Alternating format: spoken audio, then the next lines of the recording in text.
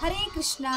ಮತ್ತೊಮ್ಮೆ ಎಲ್ಲ ಭಕ್ತರಿಗೂ ನಮ್ಮ ಗೀತಾಜ್ಞಾನ ಕನ್ನಡ ಚಾನೆಲ್ಗೆ ಸ್ವಾಗತ. ಇವತ್ತಿನ ನಮ್ಮ ವಿಡಿಯೋದಲ್ಲಿ ಭಗವದ್ಗೀತೆಯ ಅಧ್ಯಾಯ 1ರ ಮುಂದುವರೆದ ಶ್ಲೋಕ ದೀಪಕ್ ಮತ್ತು ಸಾತ್ವಿಕಿಂದ.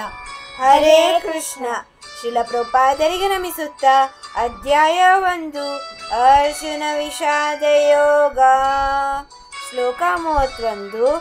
ನ ಚ ಶ್ರೇಯೋನು ಪಶ್ಯಾಮಿ ಹತ್ವಾ ಸ್ವಜನಮಾಹವೇ ನ ಕಾಂಕ್ಷೇ ವಿಜಯಂ ಕೃಷ್ಣ ನ ಚ ರಾಜ್ಯಂ ಸುಖಾನಿ ಚ ನ ಚ ಶ್ರೇಯೋನು ಪಶ್ಯಾಮಿ ಹತ್ವಾ ಸ್ವಜನಮಾಹವೇ ನ ಕಾಂಕ್ಷೇ ವಿಜಯಂ ಕೃಷ್ಣ ನ ಚ ರಾಜ್ಯಂ ಸುಖಾನಿ ಚ ನ ಚ ಶ್ರೇಯೋನು ಪಶ್ಯಾಮಿ ಹತ್ವಾ ಸ್ವಜನಮಾಹವೇ ನ ಕಾಂಕ್ಷೇ ವಿಜಯಂ ಕೃಷ್ಣ ನ ಚ ರಾಜ್ಯಂ ಸುಖಾನಿ ಚ.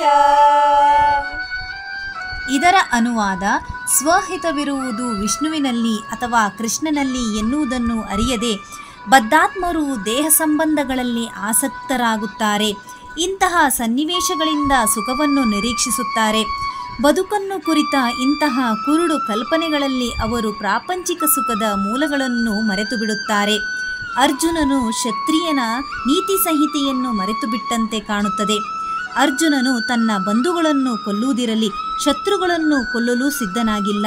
ಹಸಿವಿಲ್ಲದವನಿಗೆ ಅಡಿಗೆ ಮಾಡಲು ಹೇಗೆ ಇಷ್ಟವಿರುವುದಿಲ್ಲವೋ ಹಾಗೆ ಅರ್ಜುನನು ತನ್ನ ಬಂಧುಗಳನ್ನು ಕೊಲ್ಲುವುದರಿಂದ ತನಗೆ ಸುಖ ಉಂಟಾಗುವುದಿಲ್ಲ ಎಂದು ಯೋಚಿಸುತ್ತಾನೆ.